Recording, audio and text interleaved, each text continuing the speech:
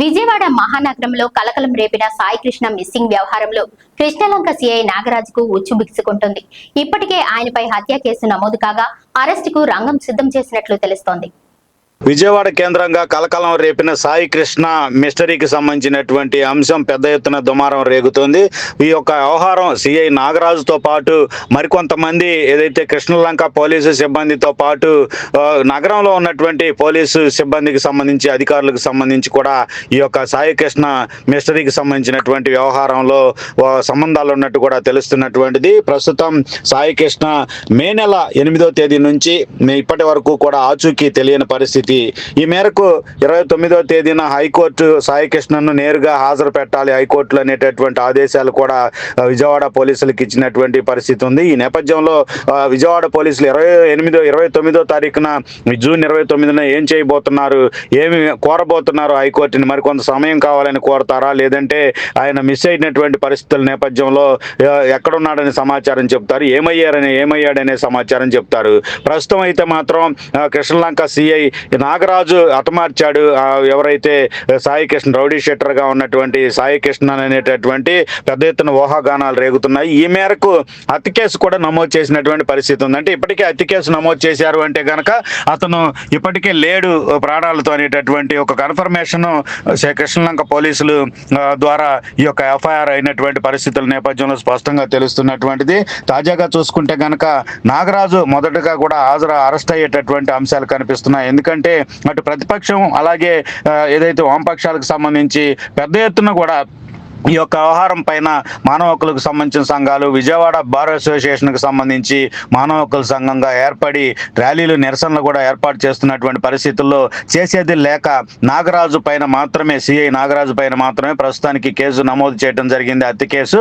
ఆయన్ను నిన్న అంతా కూడా విచారించినటువంటి పరిస్థితి అయితే ఉంది. ఆయన విచారించినటువంటి అనంతరము గత రాత్రి అరెస్ట్ చేస్తారు నాగరాజు అనేటటువంటి ఊహాగానాలు చెలరేగాయి. అయితే ఈలోగా సిట్ దర్యాప్తుకు సంబంధించిన అంశం కూడా వెలుగులోకి రావడంతో ఏం జరుగుతుంది, అరెస్ట్ చేస్తారా నాగరాజును, లేదంటే సిట్ దర్యాప్తు నివేదిక పూర్తయిన తర్వాతే అరెస్ట్ చేస్తారా, ఏం జరుగుతుంది అనేటటువంటి ఉత్కంఠ అయితే మాత్రం పెద్ద ఎత్తున కనిపిస్తున్నటువంటి తీరుంది. ఇక దీనికి సంబంధించి కొన్ని పూర్వాపరాలకు సంబంధించినటువంటి అంశాలు చూస్తే కనుక నాగరాజును 8వ తేదీ మే నెల 8వ తేదీన మార్కాపురంలో తన ఫ్రెండ్తో కలిసి రూమ్లో ఉంటూ జొమాటో లాంటి ఏదైతే ఒక సర్వీస్కు సంబంధించినటువంటి వాటిలో వర్క్ చేస్తూ ఉన్నాడనేటటువంటి సమాచారం. అయితే అతన్ని పట్టుకోవటానికి ఎవరైతే కృష్ణలంక సిఐ నాగరాజు పథకం పన్నిన నేపథ్యంలో అతను విజయవాడలో లేడు అనేటటువంటి ఒక సమాచారం తెలిసింది. ఈ నేపథ్యంలో అతను ఆచూకీ కోసం ఇప్పటికే 2 నాన్ బెయిలబుల్ వారెంట్లు పెండింగ్లో ఉన్న నేపథ్యంలో అతన్ని అదుపులోకి తీసుకొని కోర్టు ముందు హాజరు పెట్టాలనేటటువంటిది ఒక సమాచారం అయితే ఉంది. అయితే అతను ఎక్కడున్నాడనేటటువంటి తెలుసుకోవటానికి పలు ప్రయత్నాలు చేసినప్పటికీ కూడా ఎలాంటి ప్రయోజనం లేకపోవటంతో అతని తల్లితో ఇంట్లో వాళ్ళతో కంపల్సరీగా మాట్లాడతారు. ఎవరు ఎక్కడికి వెళ్ళినప్పటికీ తప్పకుండా తల్లితో మాత్రం మాట్లాడతారు ఎవరైనప్పటికీ అనేటటువంటి ఒక లాజికల్గా కూడా కొంత ఒక పాయింట్ను బేస్ చేసుకొని ఎవరైతే సాయి కృష్ణ తల్లి విజయలక్ష్మి వద్దకు వెళ్ళి కృష్ణలంకలో నివాసం ఉంటున్నటువంటి విజయలక్ష్మి వద్దకు వెళ్ళి ఆమెతో మాట్లాడుతూ ఆమె సెల్ ఫోన్ను బలవంతంగా గుంజుకున్న పరిస్థితి ఉంది, లాగేసుకున్నటువంటి పరిస్థితి ఉంది.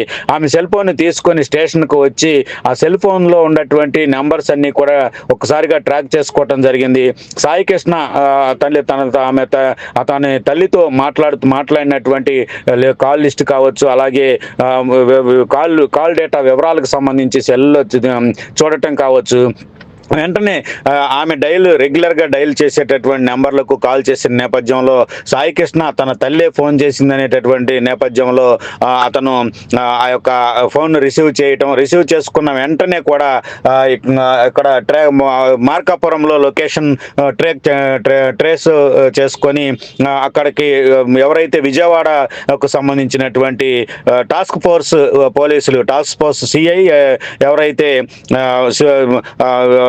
ఉన్నారో సిఐతో పాటు సిఐ శ్రీధర్తో పాటు కొంతమంది లా అండ్ ఆర్డర్ పోలీసులు ఎవరైతే కృష్ణలంక స్టేషన్కి సంబంధించినటువంటి వాళ్ళు హుటాహుటీన మార్కాపురం వెళ్ళటము, ఏ లొకేషన్లో అయితే సాయి కృష్ణ ఉన్నాడో ఆ లొకేషన్కి సంబంధించినటువంటి ప్రాంతం అంతా కూడా గాలించి వెంటనే అతన్ని పట్టుకొని తీసుకురావడం జరిగింది విజయవాడకు. తీసుకొచ్చినటువంటి అనంతరం ఏం జరిగింది అనేటటువంటిది ప్రస్తుతం మిస్టరీగా ఉన్నటువంటిది. తీసుకొచ్చిన తర్వాత ఏం జరిగింది అనేది ప్రస్తుతం సాయి కృష్ణకు సంబంధించినటువంటి తల్లి అయితే మాత్రం అతను తీసుకొని వచ్చారు స్టేషన్కి. తీసుకువచ్చిన తర్వాత నా ఫోన్ కోసం పలుసార్లు స్టేషన్కు తిరిగినప్పటికీ కూడా ఫోన్ ఇచ్చేది లేదు అని చెప్పడం జరిగింది. ఇక ఫోన్ కోసం ప్రయాసపడటముకు సంబంధించి కాకుండా తాను పోలీసులే తన ఫోన్ ఇస్తారనేటటువంటి ఉద్దేశంతో నింపాదిగా ఉన్న నేపథ్యంలో స్టేషన్లో ఎవరైతే ఈ యొక్క సాయి కృష్ణతో పాటు మరో యువకుడిని తీసుకొని వచ్చారో ఆ యువకుడితో పాటు మరికొంతమంది నగరంలో ఉన్నటువంటి నేరస్తులకు సంబంధించి స్టేషన్కు పిలిపించిన అనంతరం వాళ్ళందరితో పాటు సాయి కృష్ణను కూడా ఇంట్రాగేషన్కు సంబంధించి సాయి కృష్ణను కూడా ఈ యొక్క కౌన్సిలింగ్కు సంబంధించి స్టేషన్లో అందరితో పాటు ఉంచడం జరిగింది. అయితే సాయి కృష్ణ స్టేషన్లో ఉన్నట్టు గుర్తించినటువంటి సహచార విజయవాడకు చెందినటువంటి రౌడీ షీటర్లు కావచ్చు, నేరస్తులు కావచ్చు, ఈ కేసుల్లో ముద్దాయిలుగా ఉన్నటువంటి నిందితులుగా ఉన్నటువంటి వాళ్ళు కావచ్చు, వాళ్ళు ఆమె తల్లికి చెప్పడం జరిగింది. సాయి కృష్ణ స్టేషన్లోనే ఉన్నాడు, అతన్ని తీవ్రంగా కూడా సిఐ నాగరాజు దాడి చేసి కొడుతున్నాడు అనేటటువంటి సమాచారాన్ని అతని తల్లి విజయలక్ష్మికి చెప్పడంతో విజయలక్ష్మి హుటాహుటీన స్టేషన్కు వచ్చి సిఐని ప్రాధేయపడిన పరిస్థితి. తన కొడుకును కొట్టొద్దని, నేరాలకు సంబంధించి అతనికి ప్రస్తుతం ఎలాంటి నేరాలకు పాల్పడటం లేదని కూడా ఆమె ప్రాధేయపడినటువంటి పరిస్థితి ఉంది. అయితే ఆమెను స్టేషన్కు దాదాపుగా కూడా రోజుల తరబడి తిరిగినప్పటికీ 8, 9 తారీఖుల నుంచి 15వ తేదీ వరకు కూడా వరుసగా ఆమె అతని కోసం రోజు కూడా స్టేషన్కు వచ్చాననేటటువంటి అభిప్రాయం వ్యక్తం చేస్తున్నటువంటి పరిస్థితి ఉంది. అయితే ఆమె ఆ స్టేషన్కు వచ్చినప్పటికీ కూడా కనీసం ఆమెను పట్టించుకున్న పరిస్థితి లేదు. స్టేషన్ గేటు దగ్గరకు నెట్టేయటం జరిగింది, ఆమెను దుర్భాషలాడి అనేటటువంటిది ఆమె చెప్తుంది. అయితే స్టేషన్ బయటైనా నుంచొని లోపలికి వెళ్లే కానిస్టేబుల్ను, బయటకు వచ్చేటటువంటి సిబ్బందిని అయ్యా నా కొడుకు ఎక్కడున్నాడో చెప్పండి, అతన్ని ఒకవేళ మీరు కొట్టినా అతనికి దెబ్బలు తగిలినా నేను తీసుకెళ్ళి అతన్ని బాగు చేయించుకుంటాను, అతనికి ట్రీట్మెంట్ ఇప్పించుకుంటాను, నేనేమి మరలా అధికారుల దగ్గరికి ఎక్కడికి వెళ్ళను, నా కొడుకుని తీసుకొని వెళ్ళిపోతాను ఇంటికి అని చెప్పి చెప్పటం. ఆ టైంలో వాళ్ళు ఎవరు పట్టించుకోకుండా నీ కొడుకు ఇక్కడ లేడు, చేసి నీకు చేతైంది చేసుకోమనేటటువంటి ఒక హెచ్చరికతో కూడినటువంటి మాటలు చెప్పడం జరిగింది. ఇక చేసేది లేక ఆమె అక్కడి నుంచి మరలా వచ్చి ఉన్నతాధికారుల దగ్గరకు వచ్చి తన కొడుకును పోలీసులు నిర్బంధించారు, చూపించడం లేదు, తనకు అరెస్ట్ చూపించడం లేదు, అదుపులో ఉన్నట్టు చెప్పడం లేదు, ఏం చేస్తారు అనేటటువంటి భయం ఉందనేటటువంటి ఒక అభిప్రాయంతో వ్యక్తపరిచినా కానీ ఎవరు ఉన్నతాధికారులు కూడా పట్టించుకున్నటువంటి పరిస్థితి లేదు. ఇక ఈ నేపథ్యంలో ఆమె ఒక సిఐ నాగరాజు దగ్గరకు వచ్చి కాళ్ళ వేళ్ళ పడి బ్రతిమలాడినప్పటికీ కూడా నీ కొడుకుని చూపించము, నీ కొడుకుని చంపేస్తాం, ఒక ఫోటోకి దండ రెడీ చేసుకో అని చెప్పి కూడా ఆయన వ్యంగ్యంగా కూడా హెచ్చరికలు చేశారనేటటువంటి ఒక అభిప్రాయము. అయితే తన కొడుకుని చంపుతామని హెచ్చరికలు చేయటంతో వెంటనే ఇక బాధను తట్టుకోలేక న్యాయవాదులను సంప్రదించడం జరిగింది. న్యాయవాదులు కూడా తొలుత పోలీస్ స్టేషన్కు వెళ్ళి పోలీస్ స్టేషన్లో సిఐను కలిసి విజయవాడ బార్ అసోసియేషన్ న్యాయవాదులు ఇలా ఏదైతే తీసుకొచ్చినటువంటి నిందితుడిని కోర్టులో ప్రవేశపెట్టకుండానను, తల్లిదండ్రులకు సమాచారం చెప్పకుండానను అక్రమ నిర్బంధం చేయటం అనేటటువంటిది సరికాదనేటటువంటి ఒక అభిప్రాయాన్ని సిఐ నాగరాజుకు తెలియజేసి సాయి కృష్ణను చూపించాలి అనేటటువంటి ఒక అభిప్రాయాన్ని వ్యక్తం చేసినప్పటికీ కూడా కనీసం న్యాయవాదుల సంఘాన్ని మానవ హక్కుల సంఘం రూపంలో వెళ్ళినటువంటి ఒక ప్రతినిధులుగా వెళ్ళినటువంటి న్యాయవాదులను కూడా లెక్క చేయకుండా మా దగ్గర లేడు అనేటటువంటి ఒక అభిప్రాయాన్ని సిఐ వ్యక్తం చేయడం జరిగింది. అది కూడా చాలా వ్యంగ్యంగా మాట్లాడుతూ చాలా దురుసుగా కూడా మాట్లాడారనేటటువంటిది విజయవాడ బార్ అసోసియేషన్ న్యాయవాదులు కూడా తీవ్రంగా ఆందోళనకు దిగి వాళ్ళు చేసేటటువంటి ఆందోళనలకు సంబంధించి ఏదైతే చెప్పినటువంటి పరిస్థితి. ఇక చేసేది లేక హైకోర్టు హెబియస్ కార్పస్కు సంబంధించి ఆచూకీ తెలియటం లేదు, పోలీసులు ఎవరైతే అదుపులోకి తీసుకున్నారు కానీ చూపించడం లేదు అనేటటువంటి ఒక అభిప్రాయంతో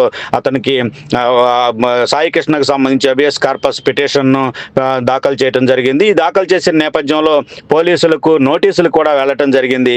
నోటీసులు వెళ్ళినటువంటి అనంతరం కూడా వాళ్ళ యొక్క అభిప్రాయంలో ఎలాంటి తేడా లేదు. వాయిదా పడిన నేపథ్యంలో ఈ నెల 29న చూపించాలి సాయి కృష్ణన్ అని చెప్పి కూడా ఆదేశించడం జరిగింది. తమ ఎదుట హాజరు పెట్టాలి కోర్టులో అని చెప్పి అని ఒక అభిప్రాయాన్ని కూడా ఆదేశాలు కూడా హైకోర్టు ఇవ్వడం జరిగింది. హైకోర్టు ఆదేశాలు ఇచ్చినప్పటికీ కూడా సిఐ నాగరాజులో ఏమాత్రం మార్పు రాలేదనేటటువంటిది. అయితే దీనికి సంబంధించి ఏం జరిగిందంటే కనుక సిఐ నాగరాజే సాయి కృష్ణను హతమార్చి అతను వేధింపులకు గురి చేసి అతన్ని దాదాపుగా కూడా చిత్రహింసలకు గురి చేసి ఏదైతే మృతి చెందిన అనంతరం స్వర్గపురి అనేటటువంటి విజయవాడ ఆర్టీసీ బస్ స్టాండ్ సమీపంలో ఉన్నటువంటి స్వర్గపురి మున్సిపాలిటీ క్రిమేషన్ సెంటర్లో ఏదైతే అంత్యక్రియలు చేశారు అనేటటువంటిది కూడా తెలుస్తున్నటువంటిది.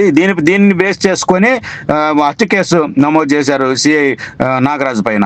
ఈ ఎట్టకేలకు సిఐ నాగరాజుకు విచారణ అనేటటువంటిది నిన్న ముగిసిన పరిస్థితుల్లో ప్రాథమిక విచారణ. నాగరాజును కంపల్సరీగా అరెస్ట్ చేస్తారనేటటువంటి కోణంలో కూడా పెద్ద ఎత్తున దుమారం రేగుతోంది.